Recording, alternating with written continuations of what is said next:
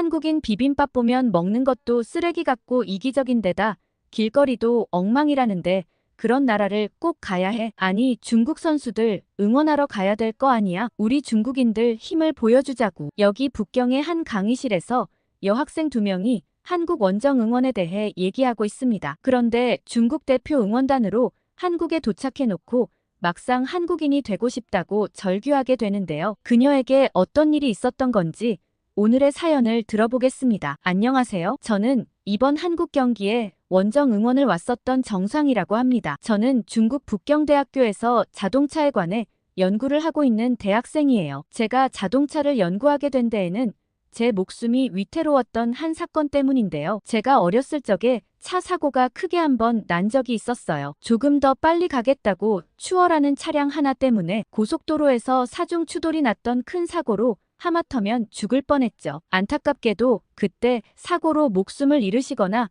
크게 다쳤던 분도 계세요. 그런데 천만다행으로 저희 가족은 부상이 크지 않았어요. 아버지는 그게 전부다 저희 차 때문이라고 하셨어요. 저희 차는 스웨덴에서 만든 V회사의 차량이었거든요. 그 차량 자체가 원래 탑승자를 잘 보호해주는 걸로 유명했는데 직접 사고를 겪어보니 정말 다르긴 다르더라고요. 저는 그때부터 어린 나이였지만 자동차에 대해 관심을 가지기 시작했고 자연스레 자동차 연구를 해보고 싶다고 생각하게 되었어요. 그래서 대학에 와서도 자동차에 대해 연구하는 게 정말 잘 맞고 재밌었어요. 중국 최고의 북경대학교에 다니는 것도 나름 자부심이 있었죠. 그런데 어느 날 저와 같은 과에 다니는 친한 친구 왕쯔가 한국과 하는 축구 경기가 서울에서 열리는데 원정 응원을 가지 않겠냐고 제게 물어보더라고요. 여기서부턴 제가 한국에 가기 전 들었던 생각인데 지금은 완전히 달라졌다는 걸 감안하고 들어주세요. 그때 저는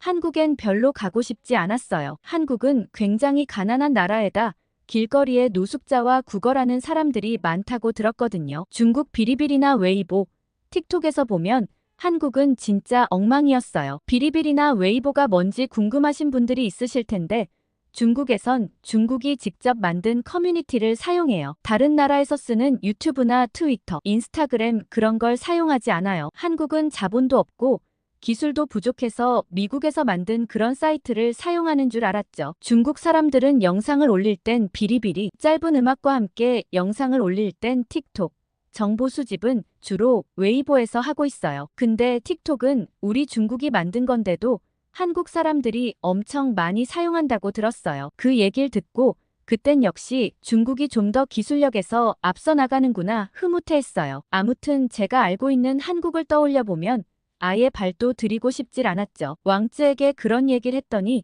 저보고 직접 한국에 가서 보면 다를지도 모른다고 말도 안 되는 얘기를 하는 거예요. 일단 한번 가보고 판단하라고 하면서요. 저는 왕쯔가 무슨 소리를 하나 싶었죠. 제가 계속 의아해하자 왕쯔는 황급하게 주제를 돌리고는 중국이 한국에 지는 걸 볼 수 있겠냐며 우리라도 응원을 해야 하지 않겠냐고 했어요. 그 얘기를 들으니 그제서야 한국에 가는 걸 한번 생각해보게 되더라고요. 더럽고 가난한 한국엔 가고 싶지 않았지만 우리 중국 축구 국가대표팀을 생각해보면 한국에 지는 걸 보고만 있을 순 없다고 생각했죠. 진짜 이상하게 생각했던 게 중국 사람들은 뭐든 세계 1등이라고 여겼거든요. 땅 넓이도 1등, 인구도 1등인데 축구 성적은 정말 믿을 수가 없었죠. 아무래도 축구만큼은 다른 나라에서 뭔가 로비도 많이 하고 심판을 매수해서 중국이 지는 것 같다고 웨이보에 올라와 있었어요. 중국은 정정당당하게 경기를 하는데 다른 나라에서 심판을 로비하지 않는 이상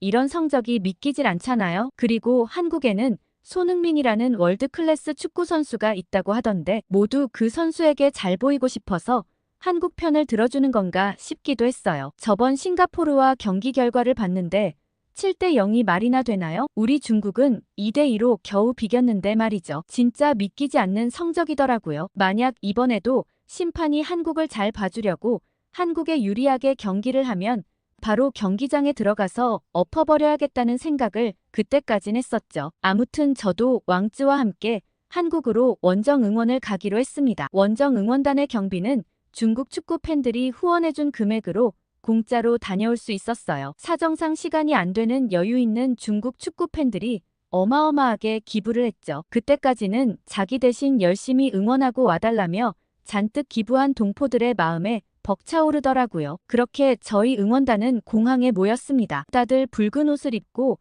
3,000명가량의 사람들이 모였는데 가슴이 웅장하더라고요. 그때만 해도 역시 이게 대륙의 힘이지 싶은 생각이 들었습니다. 아니 그리고 한국이 중국을 좀 따라한다고 세뇌당했던 게 한국의 붉은 악마라는 게 있더라고요. 붉은 옷을 입고 2002년 월드컵 때 축구를 응원했다던데 이런 것까지 한국은 중국을 따라한다며 웨이보에 올라왔었죠. 따라할 게 없어서 색깔까지 따라한다는 말들이 많았습니다. 붉은색은 중국을 상징하는 색깔이라면서요. 아무튼 그렇게 저희는 비행기를 타고 인천공항에 내렸습니다. 그런데 인천공항에 내리자마자 저는 기분이 묘했어요. 제가 알고 있던 인천공항은 구걸하는 사람들이 여기저기에 있고 사람들이 서로 소리 높여 싸우고 지저분하고 다 쓰러져가는 모습이었거든요. 저는 왕쯔를 툭툭 치며 내가 알던 거랑 좀 다른 것 같다고 얘기했죠. 왕쯔는 내가 가보면 다를지도 모른다고 했지 않냐며 인천공항은 세계 최고의 공항이라고 불린다고 얘기했어요. 왕쯔는 주변 사람들이 혹시나 들을까 최대한 작은 목소리로 속삭였습니다. 저는 왕쯔의 말을 듣고 좀 충격을 받았어요. 내가 알고 있던 게 사실이 아니었나 싶었죠. 어렸을 때부터 늘 중국에서 들었던 것과는 좀 달랐거든요. 다른 중국 응원단들도 좀 의아해하며 두리번거리자 응원단 단장인 위룡 아저씨가 갑자기 이야 한국 진짜 대단하네 라고 소리쳤어요. 우리 중국한테 안 좋은 꼴 보이기 싫어서 순식간에 공항을 싹 다 치워놨다며 평소엔 엉망인데 부끄러운지 그새 정리를 다 했다며 얘기하셨습니다. 위룡 아저씨의 말을 듣고 다들 그럼 그렇지 하며 이제야 마음을 놓는 분위기더라고요. 그런데 저는 이상하게 왕쯔의 말이 계속 머릿속에서 맴돌았어요. 한국 인천공항이 세계 최고의 공항이라는 말이 정말 사실일까 싶었죠. 그렇게 저희는 응원단 전용 버스를 타게 되었고 바로 차이나타운으로 향했습니다. 한국에 와서는 한국 사람들을 위해서 단 1원도 쓰지 않겠다는 각오였죠. 모두 차이나타운의 중국 사람들이 운영하는 숙소에서 자고 먹고 다시 중국으로 돌아갈 생각이었습니다. 차이나타운의 숙소에 도착해 짐을 풀고 나서 위룡 아저씨는 저희에게 각자 지도를 하나씩 주었습니다. 거기엔 중국인들이 운영하는 가게들이 쭉 적혀 있었죠. 자유시간엔 중국인들이 운영하는 가게를 이용하라는 거였습니다. 내일 저녁 경기가 있으니 그 전까진 자유롭게 시간을 보내고 저녁에 다시 만나자고 하셨죠. 왕쯔는 얼른 나가자며 제 손을 이끌었어요. 저는 왕쯔가 가려는 방향을 보고 당황하고 말았습니다. 거긴 차이나타운 바깥이었거든요. 차이나타운 밖에서 왕쯔가 제게 꺼낸 말에 저는 좀 충격을 받았습니다. 우리가 그동안 중국 정부에 검열된 정보만 받아서 그렇지 사실 한국은 엄청난 강대국이라고 말이죠. 아까 인천공항 보지 않았냐고 했어요. 저는 왕쯔의 말을 듣고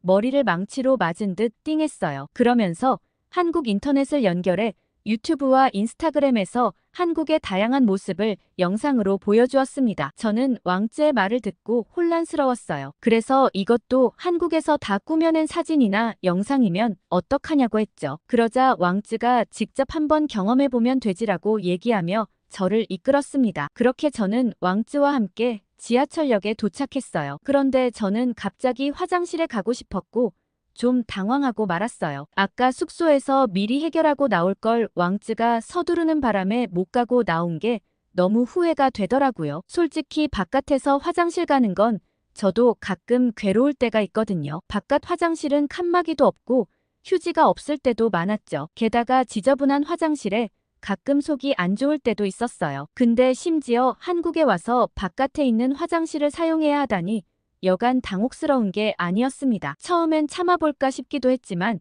언제 다시 숙소로 돌아올지도 모르고 어쩔 수 없이 화장실에 가야겠다고 생각했죠. 왕쯔에게 나 큰일 났다고 화장실에 가야겠다고 했어요. 왕쯔는 지하철역에 화장실이 있다며 같이 화장실로 향했습니다. 저는 화장실에 도착해서 감탄하고 말았어요. 급했던 것도 있고 화장실을 한번 쭉 둘러봤죠. 이게 공중화장실이 맞다고 정말 깨끗한 모습에 믿기지 않더라고요. 그러고 나차하고 다시 볼일을 보러 들어갔는데 칸칸이 막혀서 개인적인 공간을 보호해주는 것도 놀라웠는데 휴지도 넉넉하게 들어있었어요. 더 놀라운 점은 이렇게 많은 사람들이 사용하는 공간이 너무 깨끗하다는 것이었어요. 중국에선 솔직히 상상도 할 수 없거든요. 중국 사람으로 다른 건 그래도 괜찮은데 화장실 쓰는 건 저도 어떻게 좋게 말할 수가 없을 지경이죠. 그런데 도대체 한국은 어떤 나라길래 다 함께 쓰는 화장실이 이 정도로 깔끔할 수 있는지 놀라웠습니다. 어쩌면 정말 왕쯔가 했던 말이 맞는 걸지도 모른다는 생각을 했어요. 왕쯔는 이제야 자기 말이 좀 믿기냐고 했죠. 저는 그럼 제가 알고 있는 게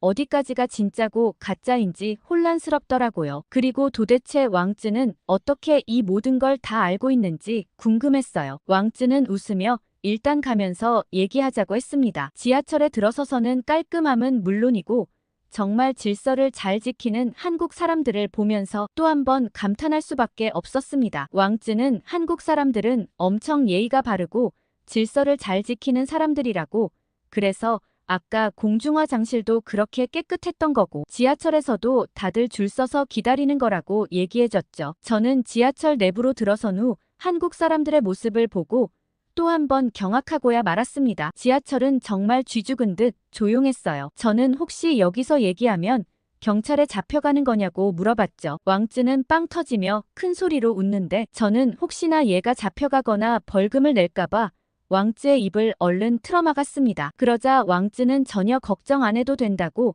서로 방해가 될까봐 최대한 조용히 가는 거라고 얘기했어요. 저는 이건 중국이랑 달라도 너무 다르잖아 라고 말할 수밖에 없었죠. 중국에선 어딜 가나 하고 싶은 말은 다 해야 하는 게 맞는 거라고 배웠거든요. 그런데 그것도 때와 장소를 지켜야 하고 서로 그런 것을 지킬 때 평화로울 수 있다는 걸 한국 지하철에서 처음 배우게 되었습니다. 이렇게 조용히 이동할 수 있다는 게 정말 편하고 놀라웠어요. 그리고 왕쯔는 그제서야 자기 얘기를 시작했습니다. 왕쯔 아버지는 국가 장학생으로 미국에서 공부를 하고 온 적이 있다고 하셨어요. 미국에 처음 갔을 땐 중국을 위해 한 몸 바쳐야겠다며 굳은 각오를 하고 갔는데 정작 중국의 현실을 깨닫고 한동안 방황하셨다고 했어요. 꼭 저처럼 이때까지 알고 있었던 중국의 모습과 막상 해외에서 바라본 중국의 모습은 그 격차가 어마어마했기 때문이죠. 그래서 공부가 끝나면 다시 중국으로 돌아가지 않고 다른 곳에서 살아야 하는 걸까 생각한 적도 있다고 하셨죠. 그런데 왕쯔의 아버지는 국가 장학금을 받고 공부했기 때문에 중국으로 돌아가지 않으면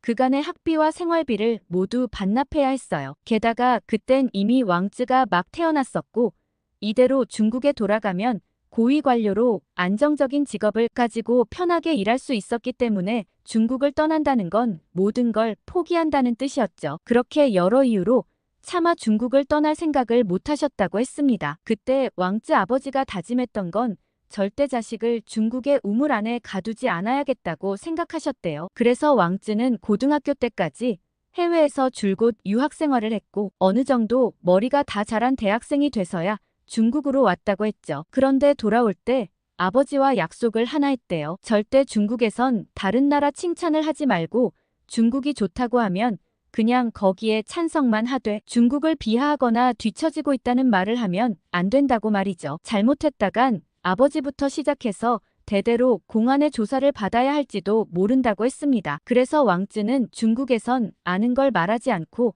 조용히 지냈다고 했어요. 그런데 왕쯔는 저와 가까이 지내게 되면서 친하게 지내는 제가 중화 사상에 빠져 있는 걸 도저히 보고만 있을 순 없다고 했어요. 자꾸 편협한 생각에 빠지는 저를 지켜볼 수 없겠다고 생각한 왕쯔는 이번 기회에 한국에 가서 새로운 세상을 보여주고 싶었다고 했죠. 사실 중국 고위 간부들은 이미 이런 걸 다 알고 있고 그 자녀들도 다 왕쯔처럼 해외 유학을 하는 경우가 많다고 했어요. 그 중에 일부는 진짜 중화 사상에 심취해 해외에서도 중국이 최고라고 하는 사람이 있는 반면 왕쯔처럼 다 알면서도 조용히 지내는 사람도 많다고 했죠. 왕쯔의 얘기를 들으면서 한편으로는 중국 고위 간부들이 왜 제대로 된 사실을 알리지 않는 걸까 원망스러우면서도 중국 정부의 강경한 태도를 생각해보면 그런 선택을 할 수밖에 없겠다 싶었죠. 왕쯔와 이런저런 얘기를 나누다가 왕쯔가 이제 내려야 한다며 지하철에서 내리게 되었어요. 지하철에서 내려 밖을 나가는 순간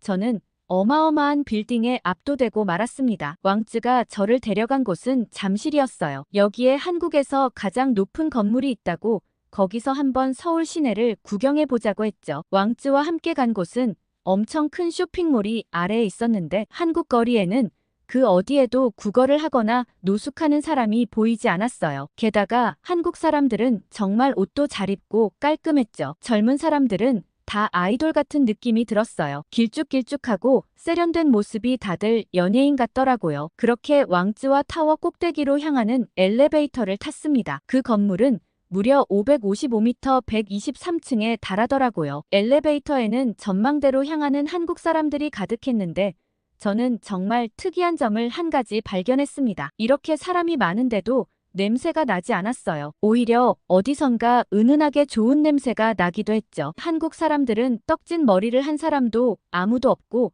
정말 깔끔하고 청결한 것 같다는 생각이 들었습니다. 중국이었다면 이렇게 사람이 가득 차면 냄새가 진동을 했을 텐데 계속 중국과 한국이 비교되었습니다. 그렇게 상쾌한 기분으로 엘리베이터를 타고 올라갔고 타워 꼭대기에서 본 한국 시내의 모습은 장관이었습니다. 높은 빌딩들이 빼곡하게 채워져 있고 정말 화려했어요. 저는 한동안 충격에 휩싸이고 말았어요. 왕쯔는 그런 저를 보고 이게 진짜 한국의 모습이라고 얘기했죠. 저보고 이제 새로운 세상을 만났으니 좀 다르게 중국을 봐야 한다고 했어요. 그렇게 저는 그 이전과는 전혀 새로운 생각을 가지게 되었고 왕쯔와 다시 숙소로 돌아가게 되었습니다. 그런데 저는 숙소로 돌아가다 한국 학생을 보고 두 눈이 휘둥그레졌습니다. 그때 폐지를 줍는 할머니로 보이시는 분이 큰 리어카를 끌고 가고 있었고 끈이 제대로 묶여있지 않았던 건지 쌓아놓았던 폐지가 우르르 바닥으로 흩어졌어요. 일부는 바람에 날려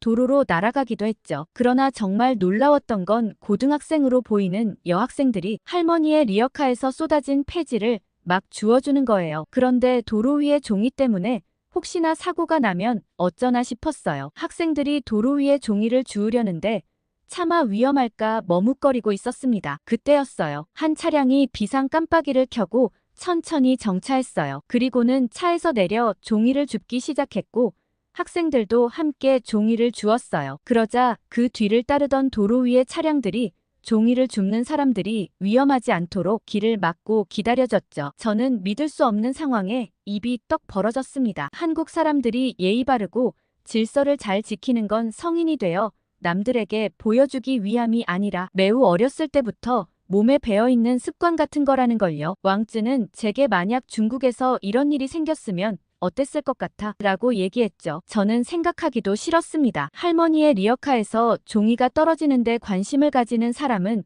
아무도 없을 테고 그 종이 때문에 사고가 나도 서로 욕하기 바빴겠죠. 왕쯔는 한국 사람들의 도덕성은 세계에서도 알아준다고 했어요. 왕쯔의 유학 시절에도 한국 친구들은 친절한 데다 배려심도 깊어 인기가 정말 많았다고 말이죠. 그렇게 한국 사람들의 시민의식에 놀라워하며 차이나타운에 들어왔고 길거리에 보이는 중국 사람들이 좀 부끄러워지기 시작했어요. 방금 보고 왔던 게 아니더라도 제가 보고 온 한국의 진짜 모습은 어딜 가나 질서정연했거든요. 사람들은 교통질서도 매우 잘 지키는 데다가 마구잡이로 무단횡단을 하는 사람들도 보이지 않았어요. 혹시나 사람이 지나가는 것 같으면 운전자는 속도를 줄여 보행자를 보호했어요. 중국은 뭐든 자기가 먼저여야 해서 무단횡단을 일삼기도 하고 운전을 할 땐 보행자 신경 쓰지 않고 자기 갈 길 가기 바쁘죠. 그래서 정말 무질서한 도로의 모습을 보는 건 일상이었어요. 아마 제가 어릴 때 사고를 당했던 것도 그렇게 막무가내인 중국 사람들의 특징 때문이었겠죠. 그렇게 숙소로 돌아와 침대에 누워 저는 오늘 제게 일어났던 일들을 하나하나 떠올려 보았습니다. 그리고 유튜브에 한번 들어가 봤죠. 중국에서는 접속되지 않는 사이트였지만 한국 와이파이를 이용했을 땐 아무런 제재 없이 들어갈 수 있었습니다. 저는 영어로 한국과 중국에 대해 검색했고 수많은 영상들을 보기 시작했어요. 영상을 보고 나서 정말 저는 기가 막혔습니다. 중국은 서서히 침몰하는 배였던 거죠. 유튜브나 틱톡 대신 중국에서 만든 사이트를 이용했던 건 오로지 검열을 위해서였어요. 저처럼 순진한 중국 사람들을 세뇌하기 위해서였죠. 그걸 저는 중국의 기술력이 뛰어나서 그렇다고 생각했다니 제 스스로가 한심할 지경이었습니다. 그리고 오히려 심판을 매수하거나 피파에 압력을 가하는 건 중국이었습니다. 한국 선수는 손흥민 선수 말고도 월드 클래스 선수들이 굉장히 많더라고요. 그리고 특히 손흥민 선수에 대한 세계 언론의 반응은 놀라웠습니다. 정말 친절하고 예의 바르다는 호평이 자자했어요. 저는 내일 응원해서 이렇게 유명한 월드 클래스 선수의 경기를 직접 볼 수 있다니 가슴이 설레기 시작했습니다. 제가 또 하나 충격적이었던 건 바로 역사 왜곡이었어요. 중국은 한국의 역사를 뺏기 위해 동북 공정은 물론 한복까지 중국 거라고 속여왔더라고요. 저는 이제껏 한푸가 중국 복식인 줄 알았는데 오랜 역사가 있는 한국 복식을 중국 거라고 속여서 학생들에게 가르치고 있었던 거죠. 그 역사도 허술하기 짝이 없어 조금만 해외 사이트를 검색해보면 금세 알 수 있었습니다. 그런데 제가 봤을 때 더 나쁜 사람은 따로 있었어요. 중국의 SNS 스타들이었죠. 그 사람들 중에는 이미 한국에 다녀오고 한국에 대해 잘 알고 있는 사람들도 있었는데 이런 한국의 모습을 보면서도 한국 욕만 해댔어요. 당연히 그렇게 하는 게 돈이 되기 때문에 거짓 정보를 퍼뜨리고 있었던 거죠. 최근에 한국에 가서 중국 전통 복식을 입고 경복궁을 걸어다니겠다고 했던 한 중국 남성이 있어요. 그 사람은 한국에서 꽤 인기를 끌었다고 알고 있는데 별안간 중국으로 돌아와서 한국에 대해 욕하는 영상을 막 올리기 시작했죠. 그 영상으로 인기를 끌더니 심지어 그 사람들을 추종하는 사람들까지 생겼어요. 그런데 정작 한국 공항에 도착해서 이를 알게 된 한국인들이 분노하자 자기 의도는 그게 아니었다는 말도 안 되는 영상을 올리고는 잠적했습니다. 저는 같은 중국인도 믿을 수 없다고 생각하며 중국에 돌아가서도 더 이상 우물 안에 갇히면 안 되겠다고 다짐했어요. 그렇게 다음날 저희는 상암 월드컵 경기장으로 이동했습니다. 평소였다면 아무렇지 않게 여겼겠지만 버스에서 마구 떠드는 중국 사람들이 좀 부끄러웠어요. 이럴 때 한국 사람들이었다면 정말 조용히 갔을 텐데 싶은 생각이 들었죠. 그렇게 경기는 시작되었고 중국 사람들의 야유는 도가 지나쳤습니다. 손흥민 선수는 상대팀 선수이긴 했지만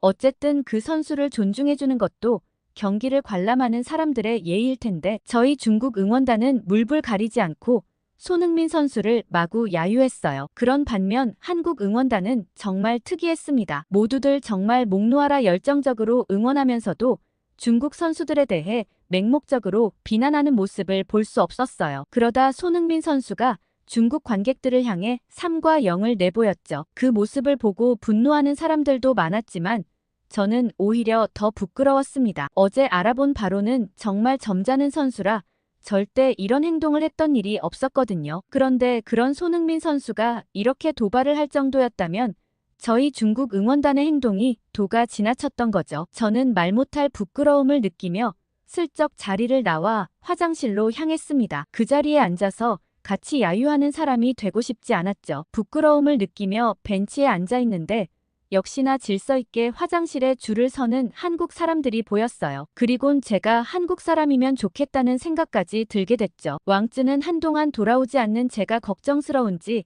따라 나왔고 무슨 일이냐고 물어봤습니다. 저는 도저히 저기 못 앉아 있겠다고 이젠 한국 사람이 되고 싶은 마음까지 든다고 했어요. 왕쯔는 자기도 해외에서 있다가 중국으로 돌아왔을 때 막무가내인 중국 사람들을 보고 그런 생각을 많이 했다고 했어요. 그래서 이번 학기만 끝나면 다시 해외로 갈 계획이 있다고 했죠. 저도 왕쯔를 따라가고 싶은 생각이 들었습니다. 그래서 어디로 갈 예정이냐고 물었고 왕쯔의 대답은 놀라웠어요. 왕쯔는 한국에서 공부하며 한국 H자동차를 목표로 공부해 볼 생각이라고 했어요. H자동차는 세계에서 알아주는 대기업인데다가 인도 시장 진출까지 목표로 하고 있다고 했죠. 그리고 무엇보다 왕쯔는 H자동차의 GV 모델이 정말 마음에 든다고 했어요. 왕쯔의 말을 듣고 저는 고개를 끄덕였어요. GV 모델이라면 인정할 만했죠. 그렇게 저는 다시 중국으로 돌아왔고 계속 제 진로를 고민하고 있는 중이에요. 왕쯔는 이번 학기까지만 하고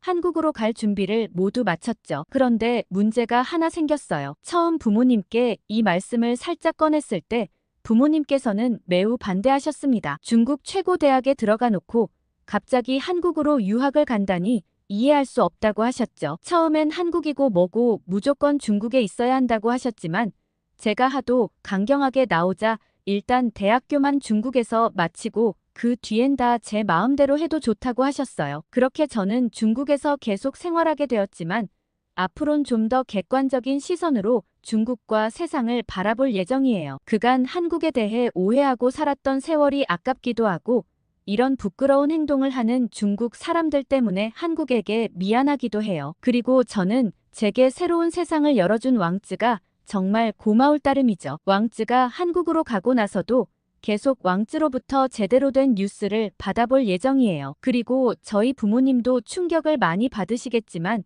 하나하나 제가 알게 된 것들을 알려드리려고요. 그러다 보면 제가 한국에 가는 것도 오히려 찬성하실 날이 오겠죠? 앞으로 갈 길이 멀지만 차근차근 노력해 보려고 해요. 오늘 중국인 정성 씨의 사연 어떠셨어요? 저는 처음 내용만 듣고는 바로 메일을 꺼버리려고 했는데 차근차근 읽다 보니 이런 중국인들도 늘어나고 있구나 싶은 생각에 사연을 채택하게 되었습니다. 아무래도 요샌 해외 유학생들도 많고 해외여행도 늘다 보니 중국이 아무리 막고 검열해도 슬슬 한계가 드러나게 되겠죠. 그리고 중국이 월드컵 3차 예선에 턱걸이로 진출하게 되었다고 해요. 태국이 싱가포르를 상대로 한 골만 더 넣었다면 중국이 탈락하게 될 뻔했죠. 그래서 중국인들이 경기에서 진 싱가포르 골키퍼에게 고맙다고 QR 송금을 보내고 있다고 하더라고요. 경기에서 진 골키퍼에게 자기들이 예선 진출했다고 되려 고맙다고 돈을 보내다니 무례함이 끝이 없다는 생각이 들었습니다. 아무튼 오늘 사연 재밌게 들으셨다면